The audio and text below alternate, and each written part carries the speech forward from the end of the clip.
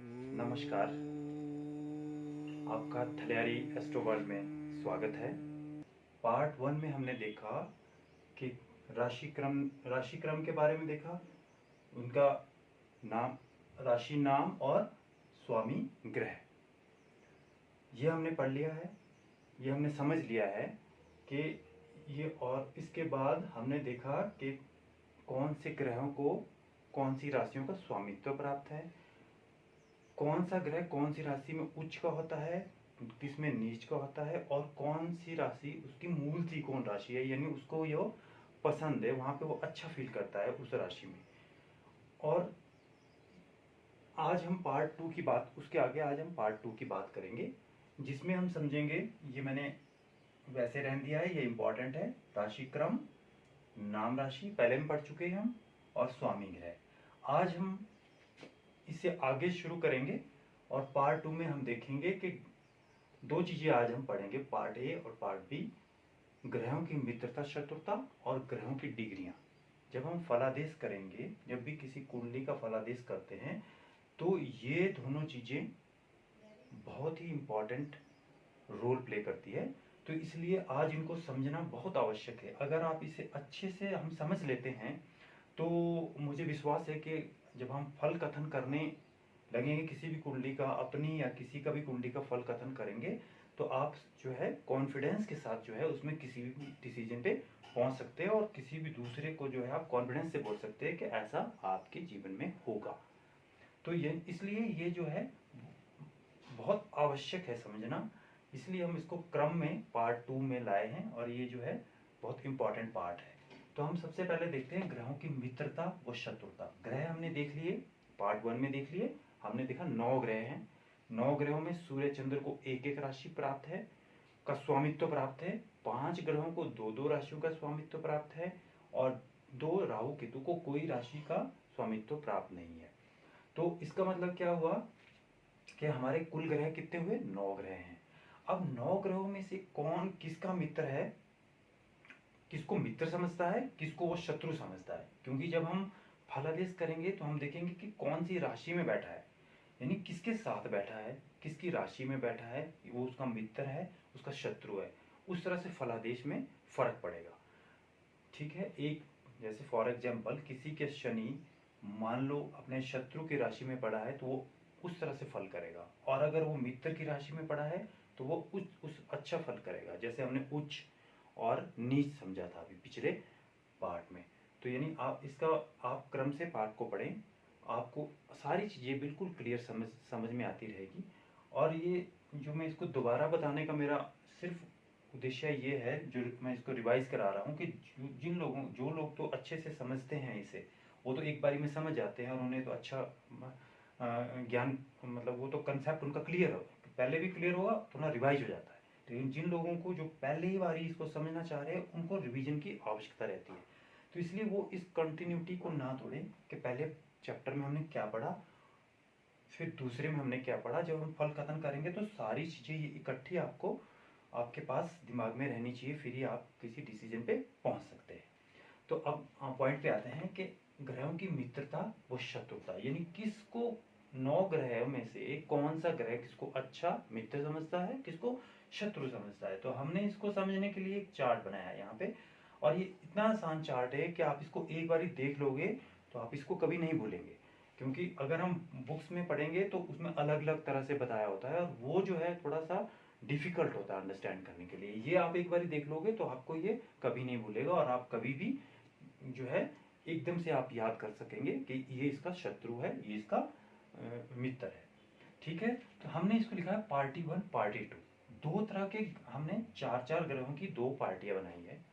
पार्टियां, दो पार्टियां हैं। कुछ लोग इसको देवगण और दानवगण के नाम से भी जानते हैं। अगर आपने और जगह किताबों में या कहीं यूट्यूब पे देखा होगा तो कुछ लोग इसको देवगण और दानवगण, लेकिन दानवगण कुछ शब्द अच्छा नहीं है, तो हम इसको पार्टी 1 पार्टी 2 के नाम से भी समझ सकते हैं। क्योंकि दानव है तो ये भी सभी देवताओं की श्रेणी में आते हैं ये, लेकिन हम इनको देवगण, इनको दानव, अब शनि दानव की श्रेणी में नहीं आते, आते तो है लेकिन उनको कहना कुछ अच्छा नहीं लगता कि हम उनको दानव कहें। तो हम इसको पार्टी 1 पार्टी 2 भी समझ सकते हैं, देवगण, दानवगण भी समझ सकते हैं। अब पार्टी 1 यानी 4 ग्रह ऐसे हैं जो देवगण की श्रेणी में आएंगे। ठीक है, वो कौन कौन से हैं? चंद्रमा, चंद्र, ठीक है, मंगल, नंबर 2 मंगल, सूर्य और गुरु। चंद्र, मंगल, सूर्य और गुरु, ये 4 ग्रह ऐसे हैं जो देवता देवगण की श्रेणी में आते हैं पार्टी। ठीक है, तो ये क्या है? ये सारे ग्रह आपस में मित्र हैं। ये देवगण है, ये आपस में सभी मित्र है। अगर चंद्रमा मंगल के घर में होगा तो वो उसके मित्र समझेगा और अच्छा समझेगा। सूर्य गुरु के होगा तो ये इसको मित्र समझता है। इसी तरह ये बहुत आसान है समझना कि अगर आप समझे कि देव, चंद्र, मंगल, सूर्य, गुरु ये सारे देवगण हैं। और पार्टी नंबर 2 में दानवगण। दानवगण में क्या क्या आता है? शनि, शुक्र, राहु और केतु, ये सभी दानव ग्रहों की श्रेणी में रखे गए हैं। लेकिन ये आपस में क्या है? ये आपस में मित्र है, ये आपस में मित्र है। बस आप सिंपल समझे कि शनि, शुक्र, राहु, केतु आपस में मित्र, और चंद्र, मंगल, सूर्य, गुरु ये आपस में मित्र। लेकिन ये आपस में दोनों एक दूसरे के शत्रु है। चंद्रमा का शनि शत्रु है, चंद्रमा का शुक्र शत्रु है, चंद्रमा का राहु और केतु ये शत्रु है। मंगल के लिए ये सभी शत्रु है, सूर्य के लिए ये सभी शत्रु है, गुरु के लिए ये सभी शत्रु है। उसी तरह शनि के लिए ये सभी शत्रु है, शुक्र के लिए ये सभी शत्रु है, राहु के लिए ये सभी शत्रु है, केतु के लिए सभी शत्रु है। तो आप, मुझे लगता है आपको आसानी से समझ आ गया होगा कि ये सभी आपस में मित्र, दानव देवगण, ये दानवगण आपस में सभी मित्र, और दानवगण और देवगण एक दूसरे के शत्रु। ठीक है, जब हम फलादेश आगे सीखेंगे, समझेंगे, तो हम देखेंगे कि कौन सा ग्रह किस ग्रह के साथ है, किस ग्रह की राशि में है या किसके घर में है, तो फिर उस तरह से वो फलादेश हम उसको समझेंगे। अब इंपॉर्टेंट क्या है? बुध, इसको बीच में लिखा, इसीलिए इसको बीच में लिखा गया है। 4 ग्रहों को तो कोई दोनों सारी चीजें क्लियर है कि ये दानव गण में आता है, ये देवगण में आता है। बुध कहाँ है? बुध किसी में भी नहीं आता, ना दानव गण में आता है ना देवगण में आता है। ये क्या है? इसको नपुंसक ग्रह की संज्ञा भी दी गई है। तो इसमें बुध को हम कैसे आसानी से कैसे समझेंगे? बुध के लिए जो दानवगण वाला पार्ट है, पार्टी 2 है, ये सारी इसके मित्र है। बुध के लिए पार्टी 2 मित्र है सभी। सिंपल समझो आप, जिसको मैंने ब्लैक लगाया है, ब्लैक एरो लगाया है, ये सभी इसके मित्र है। अब जो देवगण है उसमें इसके, जो इसको मैंने ब्लैक लगाया है, सूर्य और गुरु ये इसके मित्र है, सिर्फ इसके चंद्र और मंगल से शत्रुता है। तो हम समझेंगे कि बुध के लिए सभी मित्र है एक्सेप्ट चंद्र और मंगल, जिसको मैंने रेड मार्क किया है। तो आप समझ लें कि कितना आसान है समझना। एक हमने पार्टी नंबर 1 देवगण, चंद्र, मंगल, सूर्य, गुरु, ठीक है, और पार्टी 2 दानवगण, जिसमें आ गया शनि, शुक्र, राहु, केतु, आपस में दोनों एक, ये सभी आपस में मित्र, ये आपस में मित्र, दोनों एक दूसरे के शत्रु। बुध के लिए सभी मित्र दानवगण, और देवगण में से चंद्र मंगल को छोड़कर सूर्य गुरु भी इसके मित्र। तो अब हमने ग्रहों की मित्रता शत्रुता इतने से चार्ट से आप बिल्कुल अच्छे से अंडरस्टैंड करके होंगे कि जो है हमें इसे किस तरह से जब इंटरप्रिटेशन हम कुंडली की करेंगे तो हमने इनको, इनका इंपॉर्टेंट रोल आगे आएगा। तो ये चीज जो है आपने हमेशा जो है आप इसको ध्यान में रखेंगे। हो सके तो आप इसका स्क्रीनशॉट अपने पास रखें, क्योंकि आपको ऐसे किताबों में बहुत सारे पेजेस या बहुत सारे चैप्टर्स में ये चीज़ें मिलेगी, और हो सकता है इस तरह से ना भी मिले। तो आप इसको स्क्रीनशॉट लेके आप एकदम से देख सकते हैं कि अच्छा ये इसका, ये, और धीरे धीरे धीरे आपको ये लर्न हो जाएगा, और फिर ये हम जब अप्लाई करेंगे किसी की भी कुंडली में तो आपको ये आसानी रहेगी।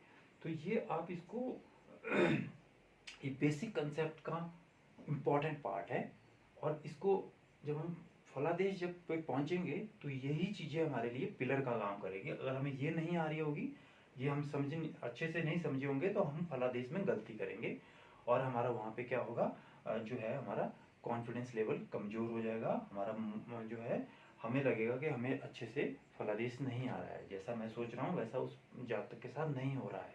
तो यानी हमारे बेसिक में कहीं प्रॉब्लम है। तो यानी बेसिक अगर क्लियर होंगे तो आप बहुत अच्छा फलादेश कर पाएंगे।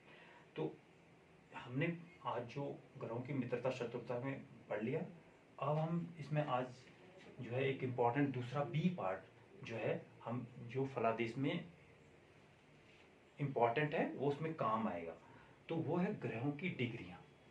डिग्रियां कि ग्रह की किस डिग्री का है। कल पिछले पार्ट में भी हमने थोड़ा बहुत हमने उसका डिग्री का जो है जिक्र किया था, जब हमने उसकी क्या देखा था, हमने देखा था मूल त्रिकोण राशि में कि कितनी डिग्री तक वो उच्च का रहेगा, कितनी डिग्री में वो मूल त्रिकोण में रहेगा, और उसके बाद वो स्वराशि का माना जाएगा। तो आज हम थोड़ी सी डिग्रियों के बारे में थोड़ी सी विस्तार से चर्चा करेंगे कि ये डिग्रियों को समझना कैसे है अदरवाइज। ठीक है, तो डिग्रियों ग्रहों की डिग्रियां, तो प्रत्येक ग्रह जो है 30 डिग्री का होता है। ठीक है, आपको पता है कि 300 पूरे कंप्लीट सर्कल कंप्लीट करने के 360 डिग्री का होता है, तो उसमें 12 कॉलम होते हैं। ये थोड़ा हम डिटेल में अगले पार्ट में पढ़ेंगे। आज मैंने ये एक जो है कालपुरुष की कुंडली यहाँ लगाई है, वो जस्ट समझने के लिए लगाई है। अभी हम इसको बाद में अगले पार्ट में बहुत अच्छे से समझेंगे कि ये भाव क्या भाव क्या होता है, सॉरी, भाव क्या होता है, और उसमें जो है कितने भाव होते हैं या क्यों होते हैं, वो सारी चीजें हम अगले पार्ट में समझेंगे। अभी हमने जस्ट डिग्रियों को यहाँ अंडरस्टैंड करने के लिए हम थोड़ा सा कालपुरुष की कुंडली लगाई है। तो 30 डिग्री का होता है प्रत्येक ग्रह जो है 30 डिग्री, यानी कि समझने का बात ये है कि अगर ये 12 भाव है तो 12 3 36 360, यानी अगर यहाँ से चलना शुरू करेगा वो तो उसको 360 डिग्री का चलते चलते फिर कंप्लीट होगा। वो यहाँ से यहाँ से यहाँ से यहाँ से यहाँ से 6 7 8 9 10 11 12 में जाते जाते उसको 360 डिग्री का, तो यानी एक भाव कितने का हुआ 300, यानी 30 डिग्री का हुआ। तो हम ये बात करें कि अगर सूर्य मेष राशि में है तो वो उसको 30 डिग्री का ये एक भाव एक जो है 30 डिग्री तक है उसमें रहेगा वो। तो यानी वो जब वो उसमें आपका जन्म हुआ तो उसमें सूर्य को आए हुए कितना टाइम हुआ था, ये हम उससे पता चलता है। तो उसके बाद वो अगले उसमें को चला जाएगा, राशि में को चला जाएगा। तो 30 डिग्री, अब हम इससे जो है फलादेश के लिए ये इंपॉर्टेंट है, क्योंकि अगर कोई ग्रह अभी अभी इस राशि में आया है तो वो क्या फल करने में वो सक्षम नहीं होगा, या वो वहां से जाने वाला है, अपना भोग चुका है जितना उसका समय है 30 डिग्री का, तो वो फिर वो भी फल करने के लिए जो है उसमें भी क्षमता नहीं है। तो इसलिए ये डिग्री का समझना इंपॉर्टेंट है, क्योंकि जैसे अब आप देखें कि जैसे हमने पहले पार्ट में चर्चा करी कि उच्च का ग्रह नीच का ग्रह, ठीक है, लेकिन उच्च का ग्रह आपने देखा कि शनि किसी की तुला राशि में उच्च का, हमने पढ़ा था कि शनि तुला राशि में उच्च का होता है, पार्ट फर्स्ट में हम देख चुके इस बात को, और मेष राशि में नीच का होता है। सूर्य मेष राशि में उच्च का होता है और तुला राशि में नीच का होता है। अब आपने किसी की कुंडली देखी कि आपने देखा कि सूर्य तो आपकी कुंडली में मेष राशि का है, आपने देखा ये तो उच्च का है, आप देखेंगे ये तो आप फलादेश करेंगे कि आप तो बड़े अधिकारी होंगे या राजनीतिज्ञ होंगे, लेकिन आपको लग रहा है ये तो कुछ भी नहीं है, ये तो ज्यादा कुछ करता ही नहीं है, तो आपको लगेगा ये कुछ गलत हो रहा है। तो यानी आपकी वो डिग्री देखनी जरूरी है, वहां पे डिग्री इंपॉर्टेंट है। यानी आपने उच्च का तो उसको देख लिया, लेकिन डिग्री वाइज अगर वो 0 या 2 डिग्री का है या 29 30 डिग्री का, तो वो तो बलहीन ग्रह है, तो वो कुछ काम नहीं करेगा, तो वहां पे वो उच्च के फल नहीं देगा, वो सामान्य फल देगा। तो यानी इसलिए ये डिग्रियों को समझना आसान है। आप एकदम से किसी की जातक की कुंडली देखने पे कि आप देखें कि उसमें 4 ग्रह उच्च के पड़े हैं और आप फलादेश करके आपको तो वैसा होगा, ऐसा कुछ नहीं होगा। आप जब तक इसको बेसिक समझेंगे नहीं तब तक आप अच्छा फलादेश नहीं कर सकते। तो इसलिए डिग्रियों का बहुत अधिक महत्व है। जिस तरह से ग्रहों की मित्रता शत्रुता का महत्व है, उसी तरह डिग्रियों का महत्व है। जैसे प्रत्येक ग्रह 30 डिग्री का होता है, ये हमने थोड़ा समझ लिया, डिटेल में हम इसको अगले पार्टों में समझेंगे कि यानी एक घर में 30 अंश तक का उसको रुकना होता है, तो यानी फिर उसके बाद वो अगली राशि में चला जाएगा। तो जो ग्रह कुंडली में 0 से 2 डिग्री वो 29 30 डिग्री का होता है, वो फल करने में असमर्थ होता है। हमने पॉइंट नंबर 2 में यहाँ मेंशन किया है। तीसरे में हमने बोला कि यानी समझ गए आप कि अगर 0 से 2 डिग्री, 0 का 1 डिग्री का या 2 डिग्री का किसी की कुंडली में कोई ग्रह है, यानी वो अभी अभी उस राशि में आया है, तो वो उस राशि का फल करने में जो है इतना सक्षम नहीं है। उसी तरह अगर वो 29 30 डिग्री का है तो मतलब क्या है कि वो वहां से आगे जाने वाला है। तो जब वो आगे जाने वाला है तो वो अब उसका मन नहीं है उस घर में फल करने का। जैसे आप अपने जीवन में भी देखते होंगे कि आप एक स्थान से आपका दूसरे स्थान को स्थानांतरण हो जाता है और आपने 1 2 दिनों से वहां से जाना होता है तो आपका वहाँ इंटरेस्ट खत्म हो जाता है। लोग भी आपको उस तरह से ट्रीट नहीं करना चाहते, तो उनको पता है कि अब ये जा रहा है आदमी। और जहाँ पे आपने जाना है वहाँ पे भी आपको महीना 15 दिन जो है नए होते हैं, आपको भी वहाँ पे पावरफुल नहीं होते, क्योंकि आपको वहाँ के बारे में नॉलेज नहीं होती। तो इसलिए जो है हम कहते हैं कि ये जो है 0-2 डिग्री और 29-30 डिग्री का ग्रह बलहीन होते हैं। वो अपनी जो है क्षमता के हिसाब से, अपने कारकत्व के हिसाब से उस तरह से फल नहीं कर सकते। तो हमने देखा कि 0-2 और 29-30 डिग्री का जो है ये असमर्थ रहता है फल करने में। डिग्रियों का परसेंट में फल, केवल समझने के लिए मैं हमेशा परसेंट का यूज कर रहा हूँ। पार्ट फर्स्ट में भी आपने देखा, लेकिन मैंने वहां भी आपको कहा था कि ये सिर्फ हम समझने के लिए कर रहे हैं। बुक्स में ऐसा कहीं कुछ नहीं मिलेगा कि 20%, 25%, ऐसा कुछ नहीं है। लेकिन एक आपको पैरामीटर्स तो सेट करने पड़ेंगे कि हमने कैसे समझना है कि अगर इस डिग्री से यहाँ तक का अगर कोई ग्रह है तो वो कितना की फल करेगा। मान लो एक को राजा बनाएगा तो एक को क्या वो मंत्री बनाएगा, तो एक को क्या ऑफिसर बनाएगा, एक को क्या वो नौकर बनाएगा। वही ग्रह इतने इतने जो है तरह के काम करता है, लेकिन वो हमने देखना है कि किस डिग्री का है, तो वो किस लेवल तक आपको पहुंचा सकता है। तो हम देखेंगे यहाँ पे अंडरस्टैंड करने के लिए सिर्फ कि 0 से 6 डिग्री, 30 डिग्री हमने बात करी टोटल। तो अगर 0 से 6 डिग्री का कोई ग्रह है तो वो 25% तक जो है फल करने की क्षमता है उसमें। और अगर 6 से 12 डिग्री का है कोई ग्रह है तो वो 50% तक अपनी कर सकता है, जो क्षमता है उसमें फल करने की। और 12 से 18 डिग्री 100%, ये इंपॉर्टेंट है। 12 से 18 डिग्री अगर हम ये वाला पार्ट देखें, ये वाला, ठीक है, यानी 12 से 18 डिग्री कोई भी ग्रह अगर 12 डिग्री, 13 डिग्री, 14 डिग्री, 15 डिग्री, 16, 17, 18, ठीक है, ये 19 तक भी आप ले सकते हैं, तो वहाँ 11 तक भी ले सकते हैं। इसीलिए मैंने कहा है कि जस्ट अंडरस्टैंड करने के लिए है कि 12 से 18 डिग्री का जो ग्रह अगर होगा और वो जो है अच्छी स्थिति अपनी राशि के हिसाब से अच्छी राशि में है, जैसे हमने उच्च की बात करी या हमने त्रिमूल त्रिकोण की बात करी, स्वराशि की बात करी, हमने देखा था कि उच्च राशि में सबसे बढ़िया फल देता है। वहां भी मैंने 100% यूज किया था। मूल त्रिकोण नंबर 2 पे 75% बोला था हमने।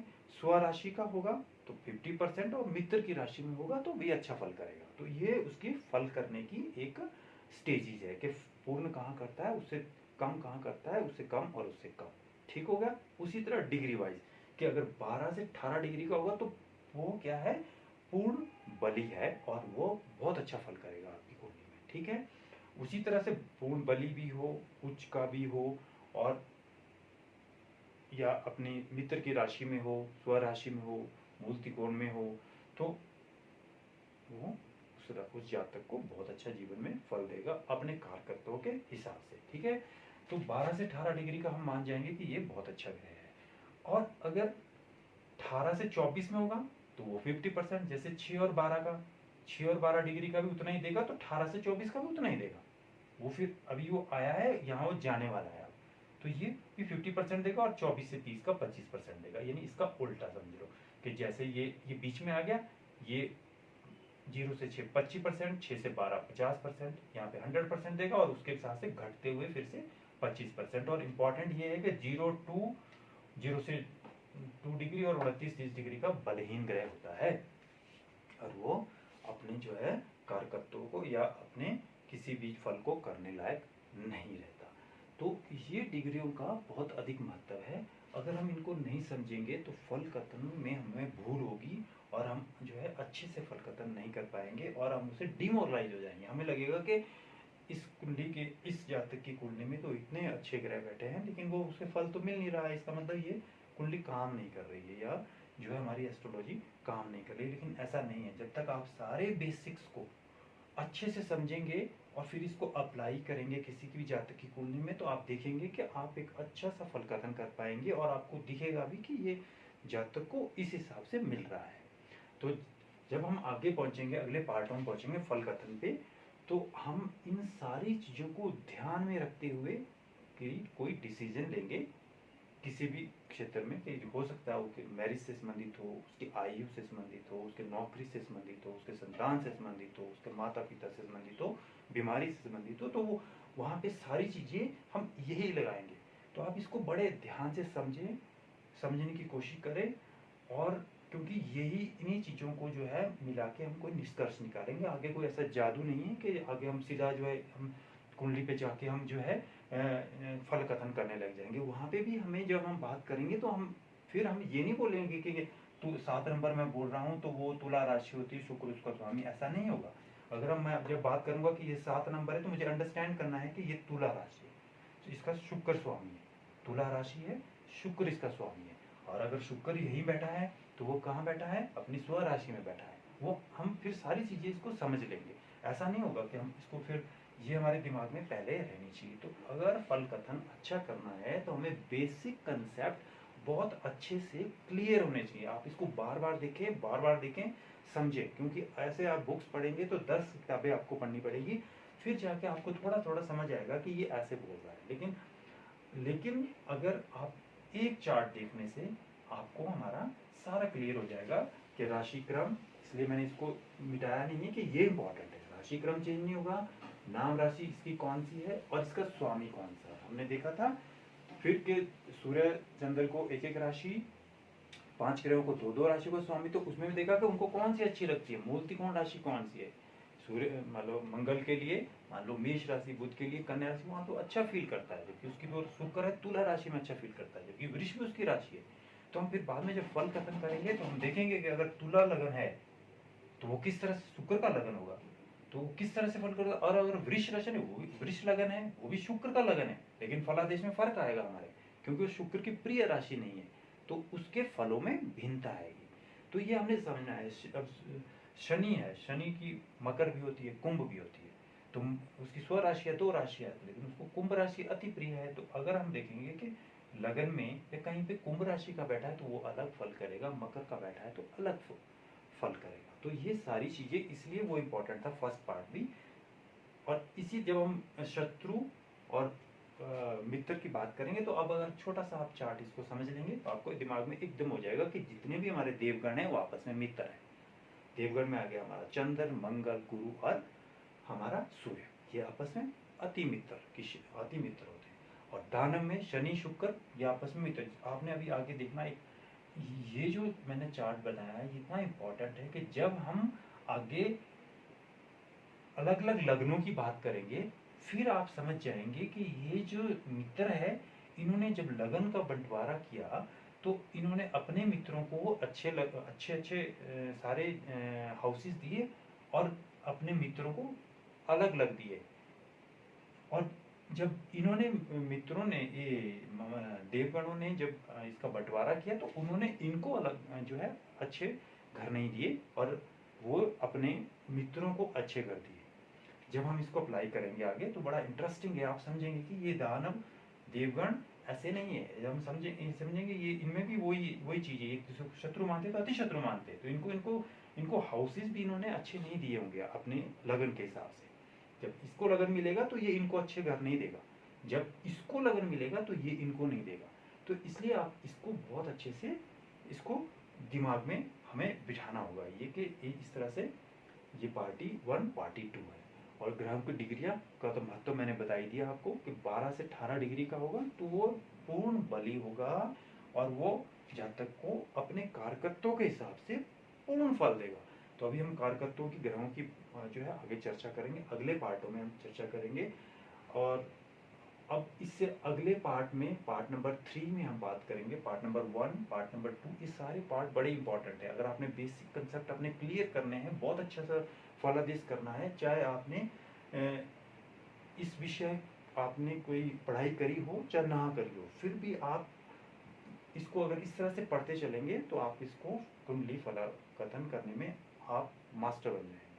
तो अगर लेकिन आपको पार्ट वाइज चलना होगा तो पार्ट 3 में अब हम इसकी डिग्री हमने पढ़ ली, मित्रता पढ़ ली, अब हम दृष्टियों की बात करेंगे। ग्रह की दृष्टियां किस तरह से इफेक्ट करती कि वो अपने से कहाँ कहाँ और जगह कौन कौन से हाउसेस पे देखता है या उसका क्या इंपॉर्टेंस होती है। और अस्त ग्रह कैसे होता है, अस्त ग्रह किस तरह से होता है और उसका फलादेश में क्या इम्पैक्ट होता है। जैसे डिग्रियों का इम्पैक्ट है कि अगर वो कम डिग्री का तो नहीं करेगा, उसी तरह अस्त ग्रह का भी इम्पैक्ट है कि ऐसा ना हो कि कोई ग्रह, शुक्र ग्रह मान लो सूर्य से अस्त है तो क्या फल करेगा वो हम देखेंगे। ऐसा नहीं आपने सोचना कि शुक्र ग्रह अपनी राशि में बैठा है, लेकिन सूर्य भी अगर वहीं बैठा है तो वो क्या वो अस्त हुआ, और या कितनी डिग्री नज़दीक आने से, अब डिग्री आप समझ गए 30, हमने एक हाउस जो है 30 डिग्री का होता है।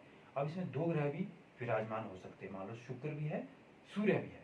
अब हमने देखना है कि सूर्य बेशक शुक्र वहाँ पे अपनी राशि का तुला का हो, वृक्ष का हो, है ना, या उसकी उच्च राशि मीन का हो, लेकिन सूर्य अगर साथ है तो वो फल का धन बदल जाएगा। लेकिन फिर भी हमने देखना है कि वो कितनी डिग्री पे है, ताकि, और कितनी डिग्री पे अस्त होता है। तो अस्त ग्रह का फल किस तरह से करते हैं वो भी एक इसी क्रम में इम्पोर्टेंट हमारा जो है पार्ट है। तो उसको हम अगले पार्ट में देखेंगे। और जो है उसकी दृष्टि, क्योंकि कोई भी ग्रह जितना फल अपने स्थान पे करता है उतना ही फल वो अपनी दृष्टि के हिसाब से उस भाव पे करता है जहाँ को वो दृष्टि डाल रहा होता है। तो इसलिए ये दोनों चीज़ें हम अगले पार्ट 3 में पढ़ेंगे। आशा करता हूँ आपको आज का मेरा जो ये पार्ट 2 था, इसमें हमने ग्रहों की मित्रता शत्रुता और डिग्रियों के बारे में समझा, ये पसंद आया होगा। और अगर आपको ये पसंद आता है, आ रहा है, और आपको अच्छा लग रहा है, तो काइंडली आप जो है मेरे चैनल को लाइक करें, सब्सक्राइब करें, जिससे ज़्यादा से ज़्यादा लोगों तक ये वीडियो जो है फ्लैश हो सके। धन्यवाद। Thank you.